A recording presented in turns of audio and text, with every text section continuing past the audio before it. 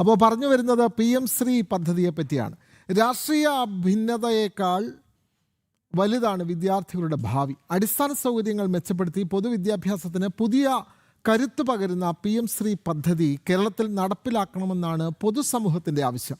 സാമ്പത്തികമായി പിന്നോക്കം നിൽക്കുന്ന വിദ്യാർത്ഥികൾക്ക് മികച്ച വിദ്യാഭ്യാസം ഉറപ്പാക്കുന്ന പദ്ധതികൾ രാഷ്ട്രീയ വിയോജിപ്പുകളുടെ പേരിൽ തടയരുത് എന്ന് സാധാരണക്കാർ ആവശ്യപ്പെടുന്നു. വിവരങ്ങളുമായി KB ശ്യാമപ്രസാദ് ചേരുകയാണ്. ശ്യാമപ്രസാദ്, നമുക്കറിയാം ഈ PM ശ്രീ പദ്ധതി എത്രയോ വിദ്യാലയങ്ങൾ അത് പുനരുദ്ധരിക്കാൻ, വിദ്യാലയങ്ങളുടെ നവീകരണം, അതിന് കേന്ദ്ര സർക്കാരിൻ്റെ വലിയ സഹായ ഹസ്തം ലഭിക്കുന്ന പദ്ധതിയാണ് PM ശ്രീ പദ്ധതി. പക്ഷേ യാതൊരു അടിസ്ഥാനപരമായ യാതൊരു കാരണവുമില്ലാതെ രാഷ്ട്രീയ കാരണങ്ങൾ മാത്രം ഉയർത്തി ഈ പദ്ധതി ഇല്ലാതാക്കാനുള്ള ശ്രമമാണ്. കഴിഞ്ഞ ഇടത് സർക്കാർ ഈ പദ്ധതി ആദ്യം അംഗീകരിച്ചു, പിന്നെ അതിൽ ഒപ്പിട്ടില്ല എന്ന് പറഞ്ഞു, ഒപ്പിട്ടു എന്ന് പറഞ്ഞു. പുതിയ സർക്കാർ വന്നപ്പോൾ അതിന് ഒരു മന്ത്രിസഭ ഉപസമിതിയെ നിയോഗിച്ചു. ഉപസമിതിയുടെ റിപ്പോർട്ടൊന്നും പുറത്തു വന്നിട്ടില്ല. പക്ഷേ ഈ പദ്ധതി നീണ്ടുപോകുന്നു. അങ്ങനെ പോകുമ്പോൾ സാധാരണക്കാർ പഠിക്കുന്ന പൊതുവിദ്യാലയങ്ങൾ, ആ വിദ്യാലയങ്ങളുടെ നവീകരണം അടക്കം വലിയ പദ്ധതി കേന്ദ്ര സർക്കാർ മറ്റ് സംസ്ഥാനങ്ങളിലൊക്കെ നടപ്പാക്കുന്ന ഈ പദ്ധതി കേരളത്തിൽ രാഷ്ട്രീയത്തിൻ്റെ പേരിൽ അതില്ലാതാവുന്ന ഒരു സാഹചര്യം നിലനിൽക്കുകയാണല്ലോ ശ്യാമപ്രസാദ്.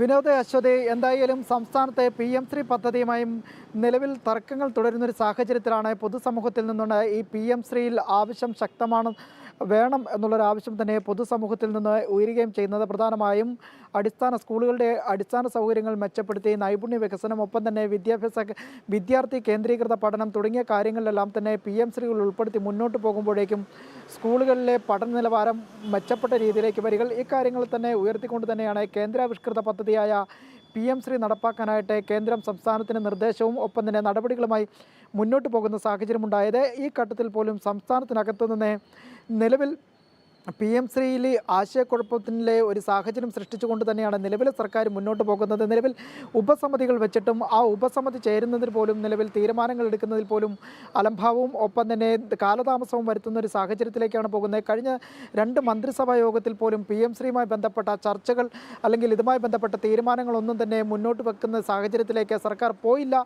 എന്ന് തന്നെയാണ് എടുത്തു പറയേണ്ടത്. പ്രധാനമായും ഉപസമിതി ചേർന്നതിന് ശേഷം ഉപസമിതിയുടെ ആദ്യ യോഗത്തിൽ പോലും പ്രധാനപ്പെട്ട വിലയിരുത്തലുകൾ തന്നെ എന്താണെന്നുള്ള കാര്യത്തിൽ പോലും മന്ത്രിസഭാ യോഗത്തിലെ തീരുമാനത്തിലേക്ക് പോലും വന്നില്ല എന്ന് തന്നെയാണ് പ്രധാനമായും എടുത്തു പറയേണ്ട കാര്യം. എന്തായാലും PM ശ്രീ വേണമെന്ന ആവശ്യം പൊതുസമൂഹത്തിൽ നിന്ന് ഉയർന്നു കഴിഞ്ഞിരിക്കുന്നു. സാധാരണക്കാരായ വിദ്യാർത്ഥികളും സാമ്പത്തികമായി പിന്നോക്കം നിൽക്കുന്ന വിദ്യാർത്ഥികൾക്കടക്കം ഇത് ഗുണകരമാകുന്ന ഒരു പദ്ധതി കൂടിയാണ്. ആ പദ്ധതിക്ക് നേരെയാണ് ഇപ്പോൾ നിലവിൽ സംസ്ഥാനവും നിലവിൽ ഈ ഒരു തിരിഞ്ഞ് നോക്കാത്ത ഒരു സാഹചര്യമുള്ളത്. എന്തായാലും PM ശ്രീയിൽ ഉപസമിതിയെ നിശ്ചയിച്ചെങ്കിലും ഈ മെല്ലെപ്പോക്കിൽ വലിയ അമർഷം തന്നെയാണ് സംസ്ഥാനത്ത് ഉയരുന്നത്.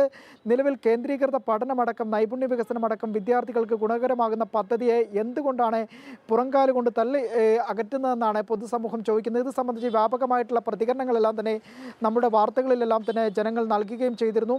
ഒപ്പം തന്നെ ഈ PM ശ്രീ വന്നു കഴിഞ്ഞാൽ സംസ്ഥാനത്തുണ്ടാകുന്ന മാറ്റങ്ങൾ ചൂണ്ടിക്കാണിച്ചുകൊണ്ടാണ് സാധാരണക്കാർ നിലവിൽ പ്രതികരിച്ചിരിക്കുന്നത്. വിനോദ്, അതെ, ശ്യാമപ്രസാദാണ് വിവരങ്ങൾ നൽകിയത്.